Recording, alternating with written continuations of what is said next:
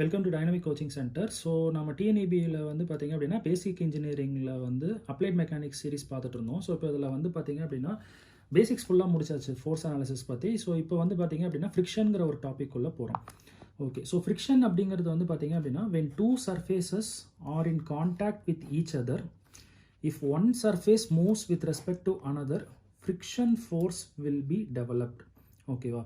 So இப்போ for example வந்து பார்த்திங்க அப்படின்னா ஒரு பிளேன் இருக்குது. ஸோ நீங்கள் பிளேன் அப்படிங்கிறது ஒரு டேபிள், ஃப்ளோர் அந்த மாதிரி எது வேணால் வச்சுக்கலாம். இப்போ என்கிட்ட வந்து ரெண்டு பாடி இருக்குது. ஸோ ஒரு பாடி வந்து பார்த்திங்க அப்படின்னா ஏ, இன்னொரு பாடி வந்து பார்த்திங்க அப்படின்னா பி. ஸோ இப்போ நான் ஏங்கிற பாடியை வந்து பார்த்திங்க அப்படின்னா ஒரு கயிறு வச்சு இழுக்கிறேன் பிங்கிற ஃபோர்ஸ் கொடுத்து அப்படின்னா கண்டிப்பாக அந்த ஏ பாடி வந்து பார்த்திங்கன்னா பி பாடி மேலே ஸ்லைட் ஆகும். ஸோ அப்போ கண்டிப்பாக வந்து பார்த்திங்க அப்படின்னா இந்த ரெண்டு சர்ஃபேஸ்க்கும் நடுவில், அதாவது ஏ பாடியோட சர்ஃபேஸ்க்கும் பி பாடியோட சர்ஃபேஸ்க்கும் நடுவில் இந்த இன்டர்ஃபேஸில் வந்து பார்த்திங்கன்னா ஃப்ரிக்ஷன் ஃபோர்ஸுங்கிறது டெவலப் ஆகும். அண்ட் ஃப்ரிக்ஷன் ஃபோர்ஸுங்கிறது எப்போவுமே வந்து பார்த்திங்க அப்படின்னா மோஷனுக்கு ஆப்போசிட் சைடில் இருக்கும். ஸோ டைரக்ஷன் ஆஃப் மோஷன் என்னங்கிறத பாருங்கள், அதுக்கு ஆப்போசிட் டைரக்ஷனில் ஃப்ரிக்ஷன் ஃபோர்ஸ் இருக்கும். So when two surfaces are in contact with each other, if one surface or one body surface moves with respect to another, friction force will be developed. Okay, இந்த friction force அப்படிங்கிறது வந்து பார்த்தீங்க அப்படின்னா ஒரு tangential force அப்படிங்கிறது மாதிரி நம்ம சொல்லலாம். இந்த கொஸ்டின் கேட்டிருக்காங்க, பார்த்துக்கோங்க. Friction force is a tangential force developed opposite to the direction of motion. இது நம்ம பார்த்தோம். நெக்ஸ்ட் வந்து பார்த்தீங்க அப்படின்னா ஃப்ரிக்ஷனுக்கு வந்து பார்த்தீங்க அப்படின்னா it has both advantages as well as disadvantages, ரெண்டுமே இருக்குது அப்படிங்கிற மாதிரி சொல்லலாம். ஸோ அட்வான்டேஜஸில் வந்து பார்த்தீங்க அப்படின்னா உங்களுக்கு வந்து இப்போது ஃப்ளோருக்கும் உங்களோட ஃபுட்டுக்கும் வந்து பார்த்தீங்க அப்படின்னா உங்களுக்கு grip கிடைக்கிறது வந்து பார்த்தீங்கன்னா ஃப்ரிக்ஷன்னால தான். ஒன்ஸ் அது மாதிரி இல்லை அப்படின்னா உங்களுக்கு ஸ்லிப்பேஜ் நடக்கும். ஸோ அட்வான்டேஜஸ் வந்து பார்த்தீங்கன்னா walking, riding of a vehicle. So நீங்கள் பிரேக்கிங் ஆக்ஷன் எல்லாமே வந்து பார்த்தீங்க அப்படின்னா இன் கான்டாக்டில் ஸ்லிப்பரி ரோடு இல்லாமல் நடக்கிறதுக்கு காரணம் வந்து பார்த்தீங்க அப்படின்னா டயர் சர்ஃபேஸ்க்கும் ரோடுக்கும் நடுவில் இருக்கிற ஃப்ரிக்ஷன் தான். அண்ட் பெல்ட் அண்ட் புள்ளி வந்து பார்த்தீங்க அப்படின்னா இன்ஜினியரிங் பாயிண்ட் ஆஃப் வியூவில் ஒரு பெஸ்ட் எக்ஸாம்பிள் அப்படிங்கிற மாதிரி நம்ம சொல்லலாம். ஓகே, பெல்ட் அண்ட் புள்ளி வந்து நான் இப்போ வரைஞ்சி காமிக்கிறேன் பாருங்கள், புரியுதா அப்படிங்கிறது. மெக்கானிக்கல் இன்ஜினியர்ஸ் எல்லாருக்கும் ஓரளவு புரியும். ஸோ இந்த மாதிரி இந்த மாவரைக்கிற அந்த மிஷின் வந்து பார்த்துருப்பீங்க. ஸோ இப்போது இது வந்து லார்ஜர் புள்ளி, இது வந்து பார்த்திங்க அப்படின்னா ஸ்மாலர் புள்ளி. ஸோ இந்த ரெண்டு புள்ளியில் எதை வேணால் நம்ம டிரைவராக வச்சுருக்கலாம். டிரைவர் அப்படிங்கிறது வந்து பார்த்திங்க அப்படின்னா மோட்டர் மூலமாக பவர் கொடுக்குறது. ஸோ ஃபார் எக்ஸாம்பிள் நான் இந்த ஷாஃப்ட்டை வந்து மோட்டர் மூலமாக பவர் கொடுத்து டிரைவ் பண்ணுறேன் அப்படின்னா ஃபஸ்ட்டு இந்த புள்ளி சுற்றும். இந்த புள்ளி சுற்றுறதுனால அந்த புள்ளியோடு சேர்த்து அட்டாச் ஆகிருக்கிற அந்த பெல்ட்டும் வந்து பார்த்திங்க அப்படின்னா சுற்ற ஆரம்பிக்கும். இப்போ பெல்ட்டுக்கும் புள்ளிக்கும் நடுவில் வந்து பார்த்திங்க அப்படின்னா அந்த ஃப்ரிக்ஷன் இருக்கும். அந்த ஃப்ரிக்ஷன் இருக்கிறதுனால தான் அதோட சேர்ந்து அதால் வந்து சுற்ற முடியுது அப்படிங்கிற மாதிரி நம்ம சொல்லலாம். ஸோ அப்போ ஃப்ரிக்ஷனை பொறுத்த வரைக்கும் அட்வான்டேஜஸும் இருக்குது. டிஸ்அட்வான்டேஜஸ் வந்து பார்த்திங்க அப்படின்னா வேர் அண்ட் டேர் லாஸ் இருக்கும் அப்படிங்கிற மாதிரி சொல்லலாம். இதே புள்ளி எக்ஸாம்பிள் எடுத்துக்கோங்களேன். உங்களுக்கு வந்து பார்த்திங்க அப்படின்னா சப்போஸ் நான் இந்த மாதிரி வந்து பவர் டிரான்ஸ்மிஷன் வந்து இன்னும் கொஞ்சம் நல்லா இருக்கணும் அப்படிங்கிறதுக்காக வந்து பார்த்திங்க அப்படின்னா கிராஸ் பெல்ட்ஸ் யூஸ் பண்ணலாம். இந்த மாதிரி இப்படி ஜாயின் பண்ணிக்கலாம். ஸோ இப்போ இந்த இடத்துல வந்து பார்த்திங்க அப்படின்னா அதிகப்படியாக வேர் அண்ட் டேர் நடக்கும் அப்படிங்கிற மாதிரி சொல்லலாம். வேர் அண்ட் டேர் அப்படிங்கிறது தேய்மானம் நடக்கும் அப்படிங்கிற மாதிரி சொல்லலாம். உங்களோட பிரேக் ஷூஸ் எந்த வெஹிக்கிளாக இருக்கட்டும், 4 வீலர் 2 வீலர் எல்லாத்துலேயுமே வந்து பார்த்திங்க அப்படின்னா ஃப்ரிக்ஷன் தான் ஒரு மெயின் காரணம் for wear and tear. And then வந்து லாஸ் ஆஃப் எனர்ஜி வந்து கண்டிப்பாக நடக்கும் ஃப்ரிக்ஷனை பொறுத்த வரைக்கும் அப்படிங்கிற மாதிரி சொல்லலாம். லாஸ் ஆஃப் பவர் நடக்கும் அப்படிங்கிற மாதிரி சொல்லலாம். பெஸ்ட் எக்ஸாம்பிள் வந்து பார்த்திங்கன்னா ஷாஃப்ட்ஸ். நம்ம இன்ஜினில் ப்ரொடியூஸ் ஆகிற பவர் வந்து பார்த்திங்க அப்படின்னா ஒரு பவராக இருக்கும். பட் நம்ம வண்டியை ஓட்டும் போது வந்து பார்த்திங்க அப்படின்னா வேறு பவராக இருக்கும். ஸோ அந்த பவர் லாஸ் எல்லாமே வந்து பார்த்திங்க அப்படின்னா ஃப்ரிக்ஷனால தான் நடக்குது அப்படிங்கிறத கண்டிப்பாக நம்மளால் சொல்ல முடியும். ஓகே, ஸோ இப்போ நம்ம வந்து பார்த்திங்க அப்படின்னா அடுத்தது பார்க்கலாம்.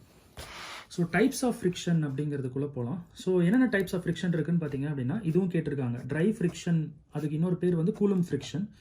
இன்னொன்று வந்து பார்த்திங்க அப்படின்னா ஃப்ளூயிட் ஃப்ரிக்ஷன். பேரை வச்சு நம்ம சொல்லிடலாம். இந்த ட்ரை ஃப்ரிக்ஷனை வந்து ஃபர்தராக நம்ம ரெண்டாக கிளாஸிஃபை பண்ணலாம். ஒன்று வந்து பார்த்திங்க அப்படின்னா ஸ்டாட்டிக் ஃப்ரிக்ஷன், இன்னொன்று வந்து பார்த்திங்க அப்படின்னா டைனமிக் ஃப்ரிக்ஷன் இல்லைனா கைனட்டிக் ஃப்ரிக்ஷன் அப்படிங்கிற மாதிரி நம்ம சொல்லலாம். ஓகே, ஃபஸ்ட்டு வந்து நம்ம ட்ரை ஃப்ரிக்ஷன் அப்படின்னா நம்ம என்ன அப்படிங்கிறத பார்த்துடலாம், டிஃபைன் பண்ணிடலாம். ஸோ ட்ரை ஃப்ரிக்ஷன் அப்படிங்கிறது it is developed between two dry surfaces when they move or tend to move அப்படிங்கிற மாதிரி நம்ம சொல்லலாம்.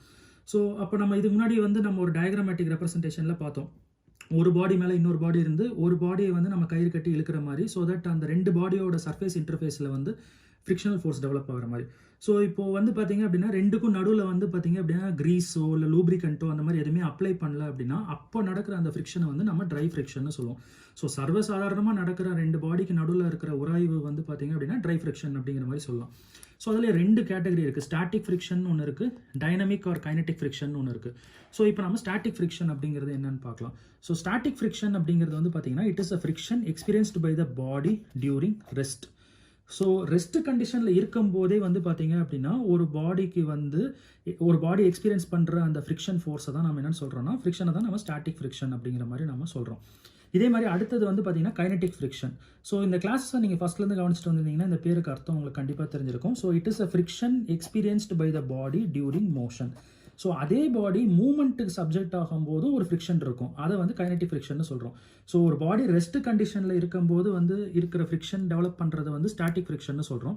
ஒரு பாடி மூமெண்ட்டில் இருக்கும்போது டெவலப் பண்ணுற ஃப்ரிக்ஷனை வந்து பார்த்தீங்க அப்படின்னா நம்ம கைனடிக் ஃப்ரிக்ஷன் அப்படிங்கிற மாதிரி நம்ம சொல்கிறோம்.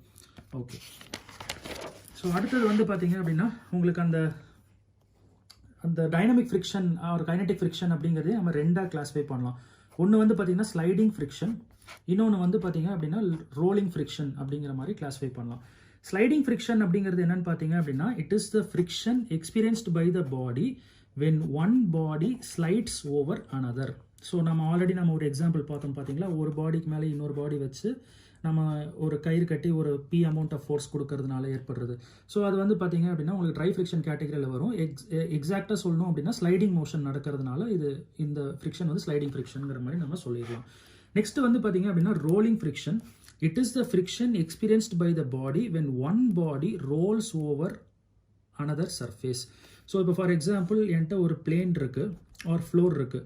ஸோ இதில் வந்து ஒரு ரோலர் வந்து ரோல் ஆகுது அப்படின்னு வச்சுக்கோங்க. ஸோ அப்போ இந்த ரோலரோட சர்ஃபேஸுக்கும் இந்த பிளேன் சர்ஃபேஸுக்கும் நடுவில் கிரியேட் ஆகிறது வந்து பார்த்தீங்க அப்படின்னா ரோலிங் ஃப்ரிக்ஷன் அப்படிங்கிற மாதிரி நம்ம சொல்லலாம்.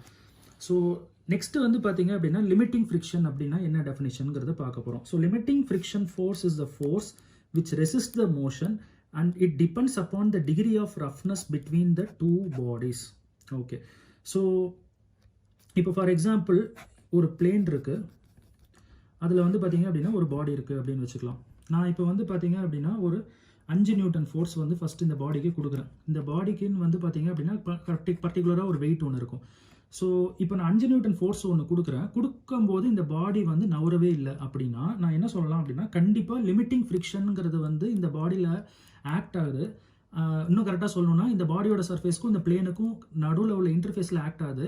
அதனால தான் நம்ம 5 நியூட்டன் எக்ஸ்டர்னல் ஃபோர்ஸ் கொடுத்து இந்த பாடி மூவ் ஆகலை அப்படிங்கிற மாதிரி இருக்குது. ஸோ அப்போ இந்த பாடியை மோஷனுக்கு கொண்டு வரணும் அப்படின்னா உங்களோட லிமிட்டிங் ஃப்ரிக்ஷன் வேல்யூ எவ்வளோ அப்படிங்கிறத நீங்கள் கேல்குலேட் பண்ணணும். மினிமம் அந்த ஃபோர்ஸை விட அதிகமாக கொடுத்தீங்கன்னா மட்டும்தான் உங்களால் இந்த பாடியை வந்து மூவ் பண்ணவே முடியும் அப்படிங்கிறத நம்ம சொல்லலாம். ஓகே, ஸோ இங்கே பாருங்கள் ஒரு எக்ஸாம்பிள் கொடுத்துருக்கோம். So W amount of weight இருக்குது, அந்த பாடி வந்து பார்த்தீங்க அப்படின்னா ஒரு பிளேன் மேலே லையாக இருக்குது. நம்ம P amount of external force வந்து கொடுக்குறோம். ஸோ ஃபஸ்ட்டு வந்து பார்த்தீங்க அப்படின்னா இந்த கொஷனும் கேட்டிருக்காங்க, ரொம்ப ரொம்ப இம்பார்ட்டன்ட். ஃப்ரீ பாடி டயக்ராம் அப்படின்னா என்ன அப்படின்னு கேட்பாங்க. ஃப்ரீ பாடி டயக்ராம் அப்படின்னா நம்ம எதை பற்றி நம்ம அனாலிசிஸ் பண்ண போகிறோமோ அந்த பாடியை மட்டும் எடுத்துக்கிறோம்.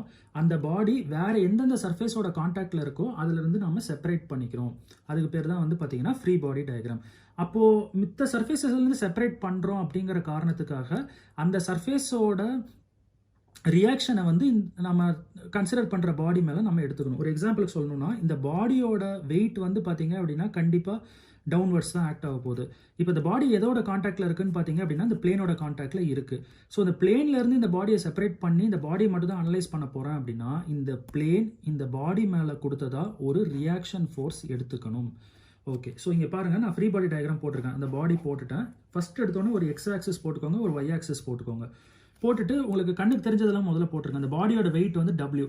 ஸோ அது வந்து டவுன்வர்ட்ஸ் ஆக்ட் ஆகும். வெயிட் அப்படிங்கிறது நமக்கு முதலே படிச்சிட்டோம், மாஸ் இன்டூ கிராவிட்டி.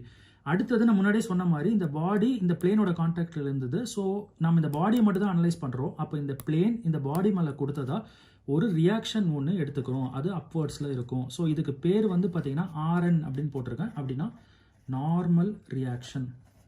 நார்மல் அப்படின்னா என்ன மீனிங்னா 90 டிகிரி. அப்போ இந்த பாடியோட சர்ஃபேஸுக்கு எக்ஸாக்டாக 90 டிகிரி டைரக்ஷனில் தான் இது வந்து பார்த்தீங்க அப்படின்னா ரியாக்ஷன் ஃபோர்ஸ் கொடுத்துருக்கோம் அப்படிங்கிற மாதிரி அர்த்தம். அதுக்கப்புறம் இந்த எக்ஸ்டர்னல் ஃபோர்ஸ் P ஆக்ட் ஆகுது. இதை நம்ம வந்து இதோட வேல்யூவும் டேரக்ஷனும் மாறாமல் இதோட லைன் ஆஃப் ஆக்ஷனில் நம்ம எங்கே வேணால் மூவ் பண்ணிக்கலாம். நான் இதை வந்து பார்த்தீங்க அப்படின்னா இந்த இடத்துல சப்ஸ்டியூட் பண்ணியிருக்கேன். ஓகே, நெக்ஸ்ட் வந்து பார்த்தீங்க அப்படின்னா கண்டிப்பாக இந்த பாடி இப்படி மூவ் ஆகுதுன்னு வச்சுக்கிட்டீங்க அப்படின்னா ஆப்போசிட் டைரக்ஷனில் தான் ஃப்ரிக்ஷன் ஃபோர்ஸ் கிரியேட் ஆயிருக்கும். ஸோ இப்போ இது நல்லா ஞாபகம் வச்சுக்கோங்க, ரொம்ப ரொம்ப இம்பார்ட்டன்ட். ஃப்ரிக்ஷன் ஃபோர்ஸ் அப்படிங்கிறத நான் F அப்படின்னு டினோட் பண்ணுறேன்.